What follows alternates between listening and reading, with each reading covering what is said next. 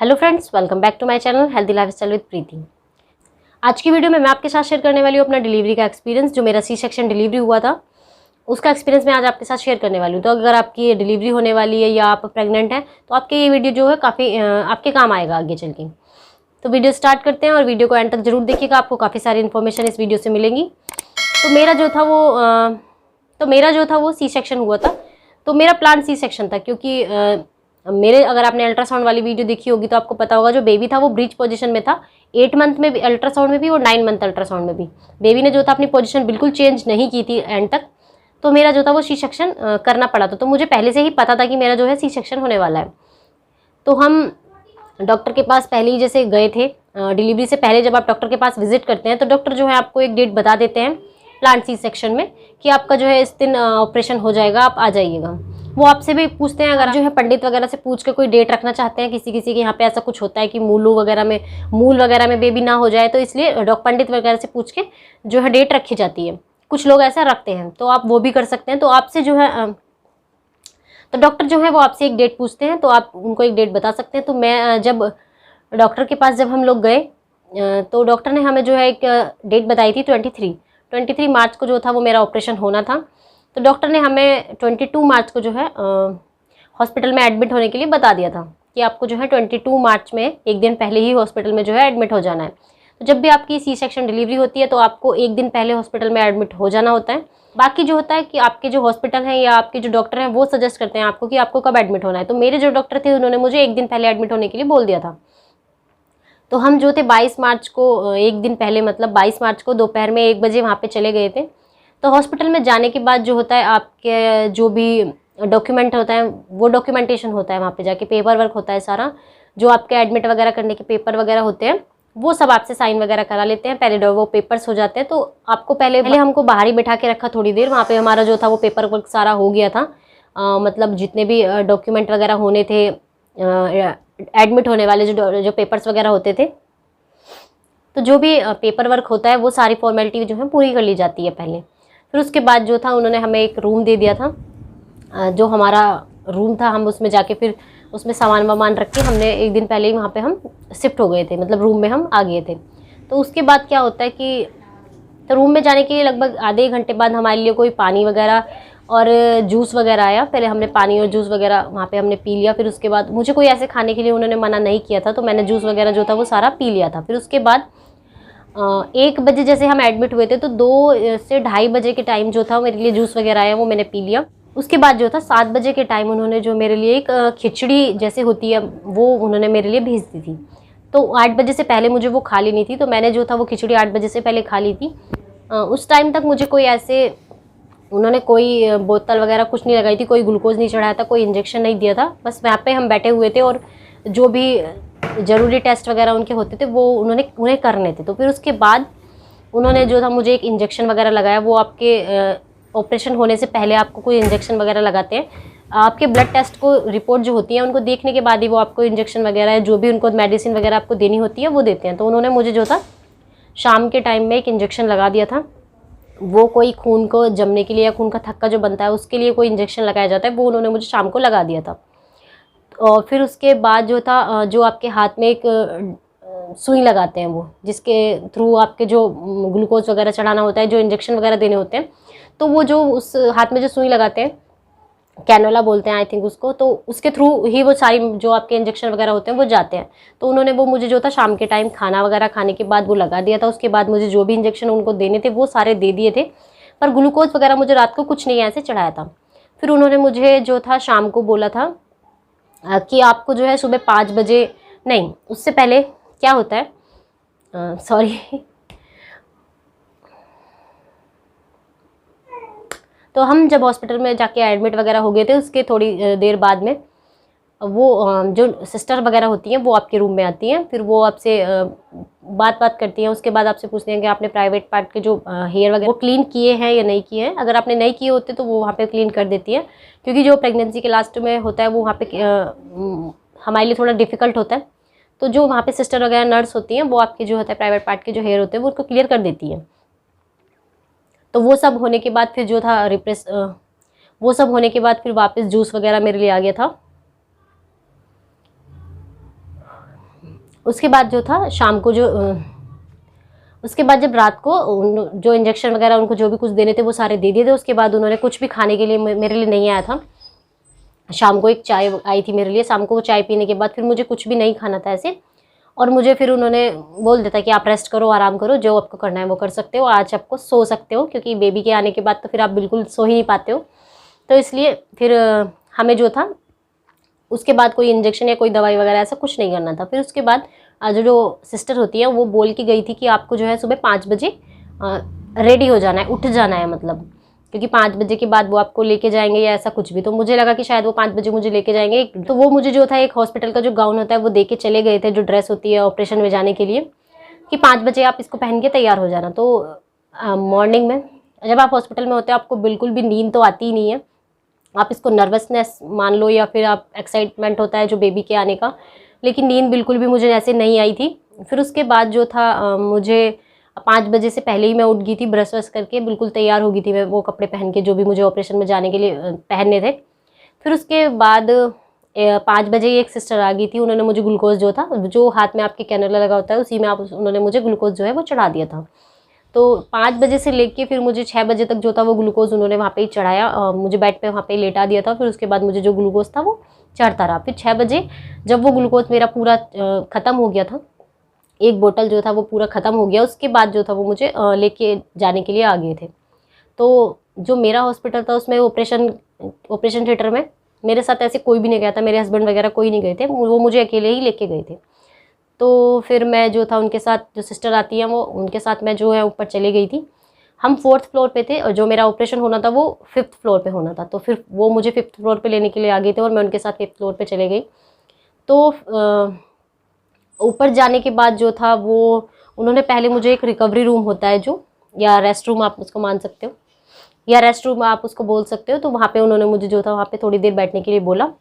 तो मैं जो है वो रिकवरी रूम में थोड़ी देर बैठ गई थी। वहाँ पे और भी जो है पेशेंट जो थे वो भी बैठे हुए थे, जिनका लेप्रोस्कोपी वगैरह होना था, तो वो भी वहाँ पे बैठे हुए थे।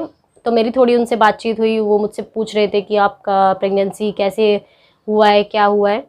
तो वही मैंने उनसे थोड़ी बहुत उनकी बातचीत हुई। फिर उसके बाद जो था वो मुझे वापस से लेने के लिए आ गए थे कि आपको भी चलना है ऑपरेशन के लिए। ऐसे मुझे कुछ भी जैसे कि बहुत ज़्यादा डर लगता है या ऐसे मुझे कुछ नहीं हो रहा था। अब ऑपरेशन तो, या तो ऑपरेशन होना है या नॉर्मल डिलीवरी होके बेबी हो रहा है, बेबी तो होना ही है, तो आपको बहुत ज़्यादा जो है परेशान होने की बिल्कुल ज़रूरत नहीं है। उससे क्या होता है कि आपका जो बीपी होता है वो बढ़ जाता है और उससे आपकी जो कॉम्प्लिकेशन है वो और ज़्यादा बढ़ जाती है। तो आपको स्ट्रेस बिल्कुल नहीं लेना है। तो मुझे यही था मेरे दिमाग में कि बेबी तो अभी होना ही है, ऑपरेशन तो होना है, तो बहुत ज़्यादा टेंशन लेने की इसमें कोई ज़रूरत नहीं है। तो मुझे ऐसे कुछ प्रॉब्लम नहीं हो रहा था, मुझे बिल्कुल भी ऐसे घबराहट नहीं हो रही थी। हाँ, थोड़ा बहुत तो आपको रहता ही है कि पता नहीं क्या होगा, कैसे होगा, क्योंकि ऑपरेशन बहुत ज़्यादा सबके होते हैं, सबकी फैमिलीज़ में भी होते हैं, बट एज सच कोई अपना एक्सपीरियंस इतने अच्छे से आपके साथ नहीं शेयर कर पाता, या करता है पता नहीं क्यों नहीं करता वो, कि आपको जो है वहाँ पे जाने के बाद बिल्कुल भी डर ना लगे या ऐसा ना हो। ऐसे कोई आपके साथ एक्सपीरियंस जो है वो नहीं शेयर करता। मेरे साथ भी सेम था। तो मुझे ऐसे नहीं पता था कि वहाँ पे क्या होने वाला है। और वीडियोज़ वगैरह जो नेट पे पड़ी होती है या यूट्यूब पे पड़ी होती है वो मैंने नहीं देखी थी, क्योंकि अगर आप वीडियो देखते हो कि ऑपरेशन कैसे होगा, आपको कैसे एनेस्थीसिया दिया जाएगा, तो आपको और ज़्यादा थोड़ा डर लगता है। तो मैंने वो सब वीडियो नहीं देखी थी। तो सिस्टर आई और फिर वो मुझे ऑपरेशन थिएटर में लेके चली गई, ओटी में लेके मुझे वो चले गए। फिर वहाँ पे जाने के बाद क्या होता है, आपका वापस आपको ग्लूकोज चढ़ा देते हैं वो आपको जाते ही। एक बेड होता है, छोटा बेड होता है, वो नॉर्मल जैसे कि आपका जो रूम में बेड होता है उससे वो थोड़ा छोटा होता है, बेंच टाइप का होता है, पतला ऐसे होता है, वो पतला और थोड़ा छोटा होता है। उस पर आपको लेटा दिया जाता है और आपको जो है ग्लूकोज वो चढ़ा देते हैं वापस से। और काफ़ी बड़ा रूम होता है, जो आपका ओटी जो होता है वो काफ़ी बड़ा सा होता है, बहुत ज़्यादा स्पेस होता है उसमें। और बेबी को रखने के लिए उसमें काफ़ी, मतलब बेबी को रखने के लिए भी वहाँ पे एक जगह होती है और काफ़ी सारा स्टाफ वहाँ पे मौजूद होता है आपके लिए। आपके सामने एक बोर्ड लगा हुआ होता है, आपके सामने एक बोर्ड होता है, उस पर आपकी सारी डिटेल वगैरह सब कुछ लिखी होती है, आपका नाम, आपके जो सी सेक्शन हो रहा है वो क्यों हो रहा है, आपकी जितनी भी मेडिकल हिस्ट्री है वो सब कुछ उस पर लिखी होती है, आपके जितने भी ब्लड टेस्ट हुए हैं उनकी सारी रिपोर्ट्स वहाँ पे लिखी होती है, आपको शुगर वगैरह ऐसा कुछ तो नहीं है, वो सब कुछ वहाँ पे लिखा होता है। तो वो मेरा सब कुछ वहाँ पे लिखा हुआ था और फिर वहाँ पे मुझे लेटा दिया, ग्लूकोज मुझे चढ़ा दिया। उसके बाद जो था वो ग्लूकोज वगैरह चढ़ाने के बाद जो था वहाँ पे सिस्टर वगैरह थी, वो मेरे आसपास ही घूम रही थी। वो मुझसे पूछ रही थी कि ऐसे कोई प्रॉब्लम तो नहीं है। और दूसरे हाथ में यहाँ पे आपको जो बीपी नापने का एक मशीन होता है वो लगा देते हैं, मतलब बीपी आपका कंटिन्यू यहाँ पे आपको बीपी के लिए एक वो लगा देते हैं। तो बीपी आपका जो होता है वो मॉनिटर होता रहता है कंटिन्यू पूरे ऑपरेशन के दौरान जो होता है वो आपका बीपी जो है वो मॉनिटर होता रहता है। और जब आप रेस्ट रूम में होते हो ऑपरेशन होने के बाद, तब भी वो बीपी जो होता है आपका कंटिन्यू मॉनिटर होता रहता है, कभी आपका बीपी बढ़ तो नहीं रहा है, ये सब कुछ चेक करने के लिए। तो वो सब कुछ हुआ, बीपी वगैरह के लिए उन्होंने मुझे वो लगा दिया। फिर उसके बाद जो कैनुला में वो था, जो ग्लूकोज वगैरह था वो भी लगा दिया। उसके बाद मुझे लेटा दिया उन्होंने। फिर उसके बाद वो अपनी सारी जो भी उनकी प्रिपरेशन होती है वो सारी करने लगे। तो वो मुझसे ऐसे बातचीत कर रहे थे कि आप कहाँ से हो, आपका नाम क्या है, आपके साथ कौन है, आपके फैमिली में कौन कौन है, वो सब आपसे बात करते रहते हैं ताकि आपको जो है बिल्कुल भी डर ना लगे या आप घबराओ नहीं। तो ये सब कुछ वो करते रहते हैं, आपको काफ़ी कंफर्टेबल फील कराने का कोशिश करते हैं वो। तो ये सब कुछ होने के बाद फिर जो होता है, एक पेशाब की जो थैली लगाते हैं उसके लिए एक पाइप होता है, जो वो छोटा सा एक वो आपके जो वजाइना में होता है वो इंसर्ट करते हैं, मतलब आपके ब्लेंडर में जो है वो इंसर्ट आपके कर देते हैं, ताकि जो आपका ब्लेंडर है वो ताकि जो ब्लेंडर है वो खाली होता रहे और उसमें कुछ भी ऐसे कोई ऑपरेशन के दौरान से कुछ प्रॉब्लम ना आए। तो वो उन्होंने मुझे कर दिया। फिर उसके बाद जो था, इस स्पाइन में एक इंजेक्शन लगाया जाता है, उसके लिए जो एनेस्थीसिया लगाने वाले जो डॉक्टर होते हैं वो आ गए थे। तो मेरी जो थी वो लेडी डॉक्टर थी, तो वो फिर आ गई थी। वो मुझे काफ़ी कंफर्टेबल करने की कोशिश कर रही थी, वो भी मुझसे बातचीत करे जा रहे थे। और उन्होंने मुझे जो है पहले ही बता दिया था कि आपको ऐसे बैठना है। तो आपको जो होता है पैर नीचे लटका के और सीधे थोड़ा सा कमर को ऐसे आगे करके ऐसे बैठना होता है। आपको बिल्कुल जो है कंफर्टेबल होकर बैठना होता है, ऐसे बिल्कुल भी डरना या घबराना नहीं होता। उतना बहुत ज़्यादा उस इंजेक्शन को लगने से आपके बिल्कुल भी दर्द नहीं होता है। तो मुझे ऐसे जो उन्होंने बैठा दिया, फिर वो ऐसे टच करके देख रहे थे। तो मैं एक बार को थोड़ा सा मैं ऐसे हिल गई थी, क्योंकि मुझे लगा कि शायद इंजेक्शन लग रहा है। तो वो ऐसे करते रहते हैं ताकि आपको जब वो इंजेक्शन लगाएं तब आप बिल्कुल ना हिलें, क्योंकि जब इंजेक्शन आपको लगाया जाता है तब आपको बिल्कुल भी नहीं हिलना होता है। तो फिर वो आपके वहाँ पे कुछ स्प्रे करते हैं, वहाँ पे वो उन्होंने मेरे कुछ स्प्रे किया काफ़ी देर तक। फिर उसको वो क्लीन करते रहे, स्प्रे करते रहे, क्लीन करते रहे। और ऐसे करते करते उन्होंने मुझे वो इंजेक्शन लगा भी दिया और मुझे बिल्कुल भी पता नहीं चला। इंजेक्शन लगने के बाद जो होता है, आपको with in a few minutes आपकी जो बॉडी होती है, लोअर बॉडी आपकी बिल्कुल सुन हो जाती है, आपको कुछ नहीं पता चलता। तो इंजेक्शन लगाने के बाद उन्होंने मुझे बोला कि आप लेट जाओ, और मैं लेट गई। फिर उसके बाद उन्होंने बोला कि ऊपर खिसको। तो एक बार तो मैं ऊपर की साइड को खिसक गई, पर जब दूसरी बार उन्होंने मुझे बोला कि वो थोड़ा सा और ऊपर होना है, तो मेरे जो पैर थे वो बिल्कुल सुन हो गए थे, वो पैर बिल्कुल नहीं हिल रहे थे। तो मैंने उनसे बोला कि मेरे पैर बिल्कुल काम नहीं कर रहे हैं, मुझसे नहीं ऊपर होया जा रहा है। तो उन्होंने जो था मुझे, फिर उन्होंने अपना जो प्रोसेस था वो स्टार्ट कर दिया, क्योंकि जैसे ही आपके पैर वगैरह या जो भी आपकी लोअर बॉडी है वो सुन हो जाती है, वो अपना जो भी उन्हें ऑपरेशन में करना होता है प्रोसेस, वो स्टार्ट कर देते हैं। तो उन्होंने अपना प्रोसेस स्टार्ट कर दिया। जो एनेस्थीसिया लगाने वाले डॉक्टर होती हैं वो आपके पास ही होती हैं, वो आपके कंटिन्यू पूछती रहती हैं कि आपको कुछ प्रॉब्लम तो नहीं है। तो वो मुझसे पूछे जा रही थी कि आपको कोई प्रॉब्लम तो नहीं हो रही है, आप ठीक हो ना प्रीति, कोई प्रॉब्लम तो नहीं है प्रीति, आप ठीक हो, आपको कुछ अनकम्फर्टेबल तो नहीं लग रहा है, कुछ दिक्कत तो नहीं हो रही है। तो ये सब वो कंटिन्यू मुझसे बातें किए जा रहे थे, और भी जो नर्स थी वो मुझसे बातें किए जा रही थी।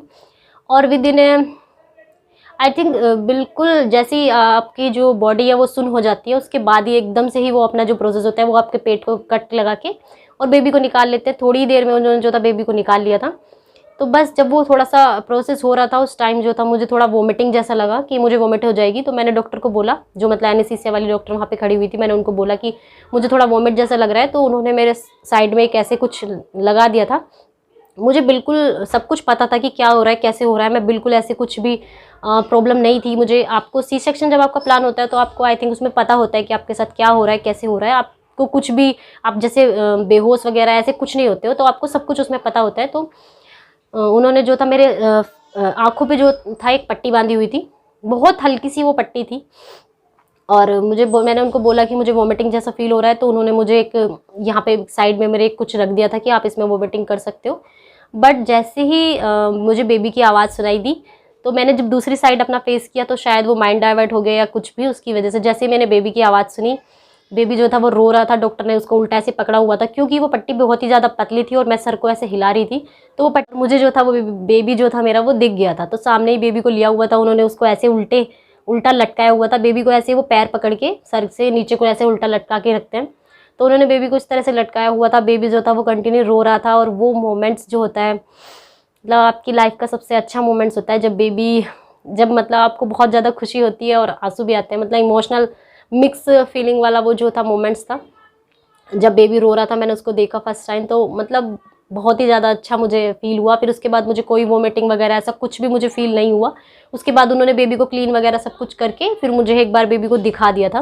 और फिर उसके बाद वो जो अपने स्टिच वगैरह उनको सिलने होते हैं वो सब कुछ उन्होंने सिल दिया, क्लीन वगैरह करके वो सब सिलने में लगे हुए थे। और जो बच्चे वाले डॉक्टर होते हैं वो आपके बेबी को देख रहे होते हैं और बेबी के क्लीन वगैरह करके बेबी का सब कुछ ठीक है या नहीं है सब कुछ चेक कर रहे होते हैं। तो वही सब कुछ इधर प्रोसेस चल रहा था कि बेबी को वो लोग देख रहे थे, और बेबी वाला जितना भी प्रोसेस था वो इधर की साइड चल रहा था, और दूसरी साइड वो मुझे जो था स्टिच वगैरह जो था लगा रहे थे। उन्होंने मुझे क्लीन वगैरह करके सब स्टिच लगाया। आपको बिल्कुल कोई पेन नहीं होता है, कुछ नहीं होता है, बस आपको पता चलता है कि आपकी बॉडी में कुछ हो रहा है, बट आपको पेन वगैरह कुछ भी बिल्कुल नहीं होता है। तो ऐसे घबराने की या ऐसे डरने की बिल्कुल ज़रूरत नहीं है, कुछ भी प्रॉब्लम आपको नहीं आने वाली है। आपके अपने डॉक्टर अगर अच्छे हैं, आपके डॉक्टर पे आप विश्वास रखिए, आपको कुछ भी प्रॉब्लम ऐसे नहीं आने वाली है। तो फिर जो मेरा स्टिच वगैरह था सब कुछ उन्होंने वो लगा दिया। और मेरा जो बेबी था वो 7:12 पे हुआ था, मतलब सुबह को 7:12 पे जो था बेबी हो गया था। और उसके बाद मुझे उन्होंने जो था रेस्ट रूम में उन्होंने मुझे 8 बजे के टाइम शिफ्ट किया था। मतलब इतना टाइम उनको लग गया था क्लीन वगैरह करने में और सब कुछ साफ़ करने में, स्टिचेज वगैरह लगाने में। तो इतना बहुत ज़्यादा टाइम जो लगता है वो बाद में ही लगता है स्टिचेस वगैरह लगाने में। जब बेबी को निकालते हैं बाहर वो कुछ उसमें ज़्यादा टाइम नहीं लगता, कट लगाते हैं और बेबी को बाहर निकाल लेते हैं। पर बाद में जो स्टिच वगैरह लगाते हैं उसमें उनको काफ़ी टाइम लग जाता है। तो वो सब कुछ हुआ और 8 बजे उन्होंने मुझे जो था वो रिकवरी रूम में जो था एडमिट कर दिया, मतलब शिफ्ट कर दिया रिकवरी रूम में। और मेरे हस्बैंड को जो था वो उन्होंने बता दिया था कि आपके जो पेशेंट है, मतलब आपकी वाइफ जो है वो बिल्कुल ठीक है, आपका बेबी बिल्कुल ठीक है। और बेबी को थोड़ी देर के लिए वो जो मशीन में रखते हैं उसमें रखा हुआ था। एज सच बेबी को कुछ प्रॉब्लम नहीं थी, बेबी बिल्कुल हेल्दी था। बेबी का जो वेट था वो 2.5 kg था। हेल्दी वेट था, मतलब बहुत ज़्यादा नहीं था लेकिन ठीक था। डॉक्टर ने बोला था कि आपका बेबी जो है बिल्कुल हेल्दी बेबी है, ऐसे कुछ प्रॉब्लम उसमें उसको नहीं है, बेबी बिल्कुल ठीक है। बट फिर भी उन्होंने थोड़ी देर उसको मशीन में रखा हुआ था। और जो था वो मेरे हस्बैंड को उन्होंने 11 साढ़े 11 बजे डॉक्टर ने जो था बेबी को दे दिया था।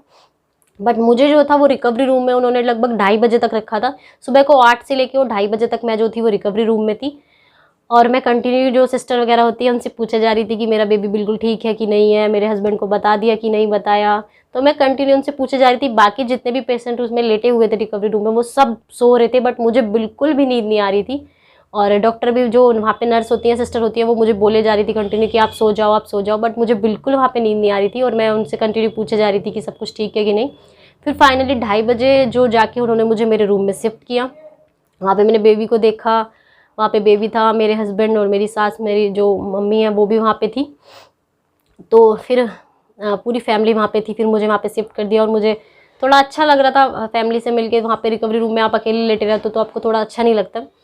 और बीच में आपको जो था इंजेक्शन वगैरह देते रहते हैं वो पेन किलर वगैरह। तो जो आपकी बॉडी जो सुन हुई होती है वो 5-6 घंटे आपको लग जाते हैं उसका जो असर होता है वो जाने में। तो ये सब कुछ प्रोसेस वहाँ पे होता है। फिर उन्होंने जो था मुझे वहाँ पे शिफ्ट कर दिया था। तो बेबी के साथ मेरा क्या एक्सपीरियंस था वो अब मैं आपके साथ नेक्स्ट वीडियो में शेयर करूँगी। तो यही मेरी जो डिलीवरी थी उसकी स्टोरी। अगर वीडियो पसंद आई हो तो वीडियो को लाइक जरूर कीजिएगा, चैनल को सब्सक्राइब कर लीजिएगा और साथ ही बेल आइकन को जरूर प्रेस कर लीजिएगा आगे आने वाली वीडियो की नोटिफिकेशन के लिए।